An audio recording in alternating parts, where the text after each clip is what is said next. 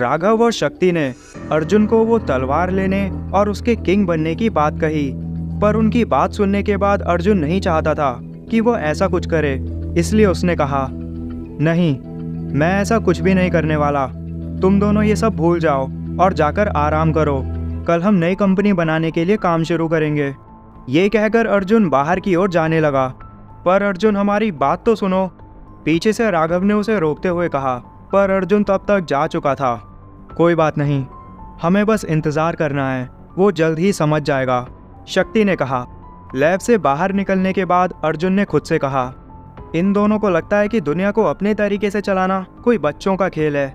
ये कहते ही अर्जुन के कानों में शक्ति की आवाज़ आई, हमें बनाना भी कोई बच्चों का खेल नहीं था, पर फिर भी तुमने हमें 2 दिनों में ही इतने अच्छे से बनाया था, और ये बात तुम्हें भूलनी नहीं चाहिए।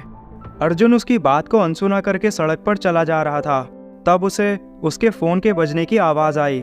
उसने देखा कि उसकी माँ जानकी उसे कॉल कर रही थी। उसने कॉल उठाई और कहा, हेलो माँ, कैसी हो आप? मैं तो अच्छी हूँ, लेकिन तू बता, तू कैसा है और इतने दिनों से घर क्यों नहीं आया?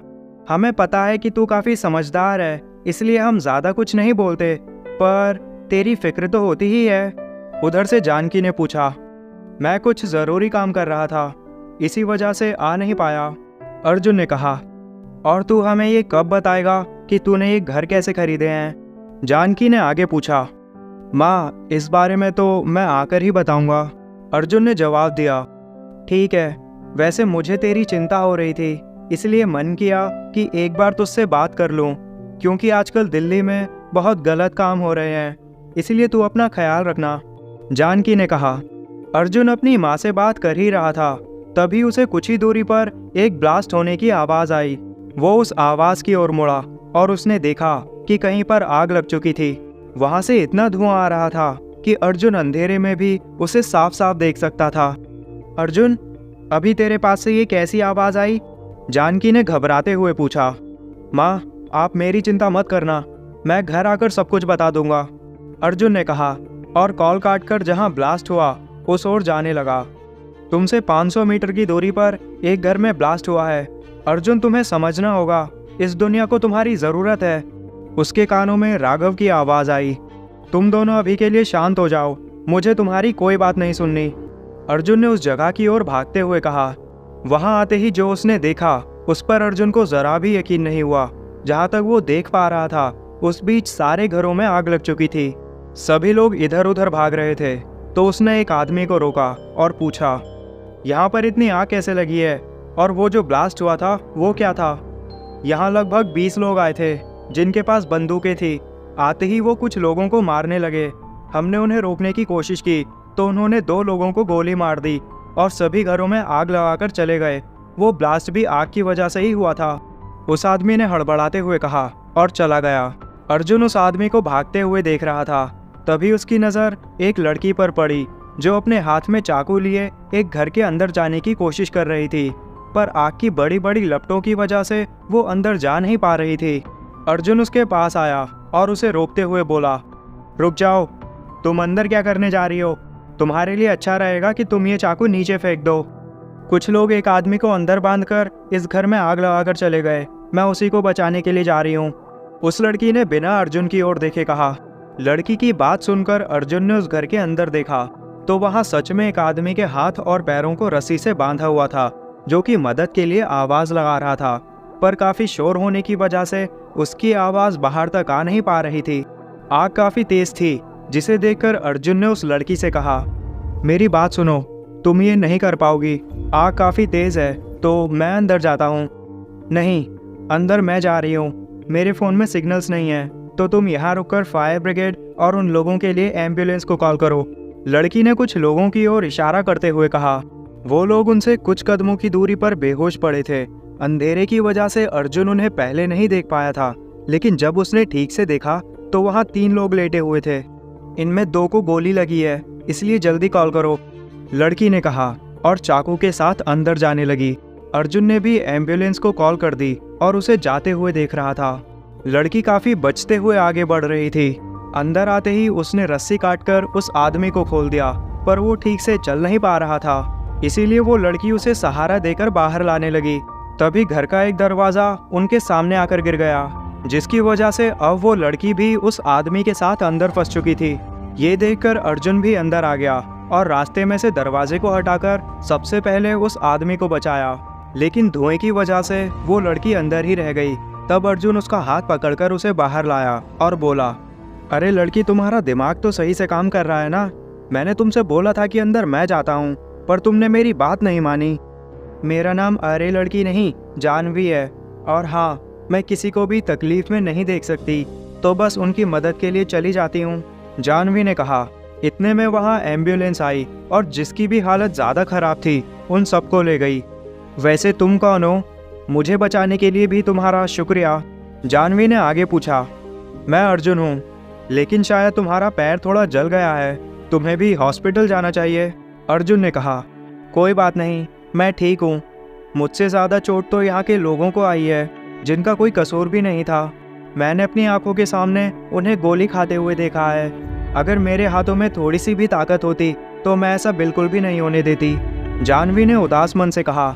ताकत से तुम्हारा मतलब कोई सुपर पावर से है क्या? अर्जुन ने पूछा। नहीं, मेरा मतलब अगर कोई बुरे काम और बुरे लोगों को रोकने के लिए आगे आए और मुझे एक मौका दे तो मैं उसका साथ पूरी जिम्मेदारी से दूंगी, जानवी ने उसे समझाते हुए कहा। उसकी बात सुनकर अर्जुन सोच में पड़ गया। कुछ पलों तक सोचने के बाद उसने कहा, मुझे नहीं लगता कि कभी ऐसा कुछ होगा। तुमने सही कहा, आजकल कौन लोगों की भलाई के लिए आगे आता है, जानवी ने कहा। अर्जुन, तुमसे बात करके अच्छा लगा। मैं और लोगों की मदद करने के लिए जा रही हूँ। अगर तुम्हें यहाँ कोई मिले जिसे ज़्यादा चोट आई हो तो मुझे बता देना, मैं खुद उसे हॉस्पिटल ले जाऊँगी, जानवी ने उसे अपना नंबर देते हुए कहा और वहाँ से आगे चली गई। अर्जुन भी दूसरी ओर आगे बढ़ने लगा, पर वो अभी भी जानवी की कही बातों के बारे में ही सोच रहा था। तभी उसे एक पूरी तरह जल चुके घर से किसी के रोने की आवाज़ आई। अर्जुन ने थोड़ा आगे बढ़कर देखा तो कोई लड़का अंदर बैठकर काफ़ी ज़ोर से रो रहा था। वो उसके करीब आया और बोला, सुनो, तुम ठीक हो ना? रो क्यों रहे हो? तुम्हें चोट आई? अर्जुन अपनी बात खत्म करने वाला था, लेकिन जैसे ही लड़के ने अपने पीछे उसकी आवाज़ सुनी तो वो डरकर दूर हो गया। उसके हटते ही जो अर्जुन ने वहाँ देखा, उसे देखने के बाद वो पूरी तरह से शांत हो गया। तुम्हारी हिम्मत कैसे हुई यहाँ वापस आने की? मैं तुम्हें छोड़ूंगा नहीं, लड़के ने कहा और अर्जुन की ओर कांच की एक टूटी बोतल लेकर आगे बढ़ा। लेकिन दोनों हाथ जले होने की वजह से बोतल उसके हाथ से नीचे गिर गई। अर्जुन ने उसकी बात पर ध्यान नहीं दिया, वो बस नीचे ही देख रहा था। वहाँ पर दो लोगों की बॉडीज पड़ी थी जिन्होंने आग की वजह से अपनी जान गंवा दी और उनकी बॉडीज के कुछ हिस्से भी उनसे अलग हो चुके थे। तुमने ऐसा क्यों किया? इन्होंने क्या बिगाड़ा था तुम्हारा? लड़के ने रोते हुए कहा। ये मैंने नहीं किया, मैं तो तुम्हारी आवाज़ सुनकर आया हूँ, पर मैंने आने में थोड़ी देर कर दी, मुझे माफ़ कर दो। लेकिन क्या बस आग लगने की वजह से इनके साथ ऐसा हुआ है? अर्जुन ने पूछा।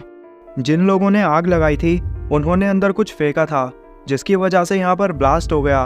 इन लोगों को अपनी जान बचाने का भी मौका नहीं मिला, लड़के ने कहा। मेरा इस दुनिया में कोई नहीं है, लेकिन इन लोगों के साथ ने मुझे कभी अकेलेपन का एहसास नहीं होने दिया, पर उन्होंने इनकी जान लेकर मुझसे मेरी वो थोड़ी सी खुशी भी छीन ली। मेरी ज़िंदगी का कोई मकसद नहीं है, मुझे कभी माता पिता का प्यार नहीं मिला और इन लोगों के साथ जो थोड़ा सा अपनेपन का एहसास था वो भी चला गया, लड़के ने आगे कहा। वो अर्जुन से कुछ 2-3 साल छोटा लग रहा था। उसकी बातें सुनकर अर्जुन को भी उसके लिए बुरा लग रहा था। मैं अब इस दुनिया में पूरी तरह से अकेला रह गया हूँ, मुझे नहीं पता कि अब मेरे साथ आगे क्या होगा। लड़के ने अपनी बात खत्म की और उसकी आंखों से आंसू आने लगे। उसे ऐसे देख इस बार तो अर्जुन की भी आंखों में पानी आ गया। उसने पास जाकर उस लड़के को गले से लगा लिया। क्या नाम है तुम्हारा? अर्जुन ने पूछा तो उसने रोते हुए जवाब दिया, मैं वीर हूँ।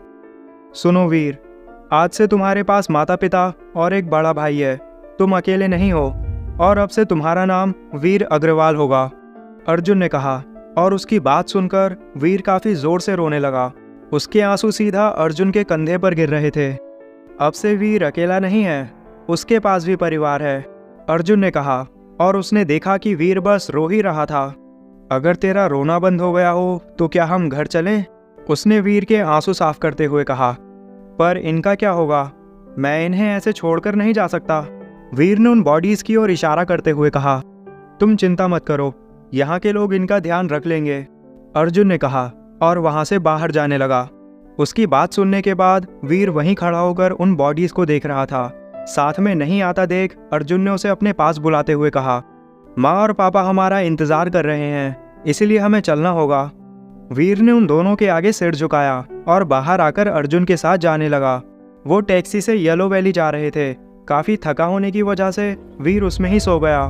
जब अर्जुन ने देखा कि वीर गहरी नींद में सो रहा है तो उसने एक धीमी आवाज़ में कहा, राघव, शक्ति, जो प्लान तुमने बनाया है उस पर काम करना शुरू करो।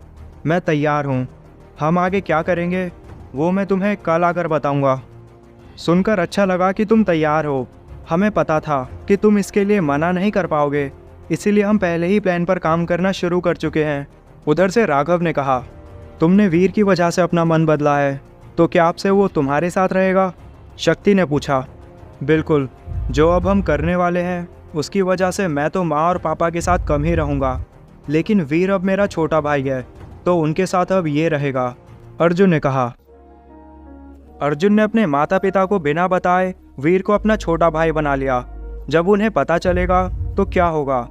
और उसने राघव और शक्ति की भी बात मान ली। क्या उसका किंग बनना इतना ही आसान है? क्या होगा अब आगे? जानने के लिए जुड़े रहिए द सीक्रेट किंग से।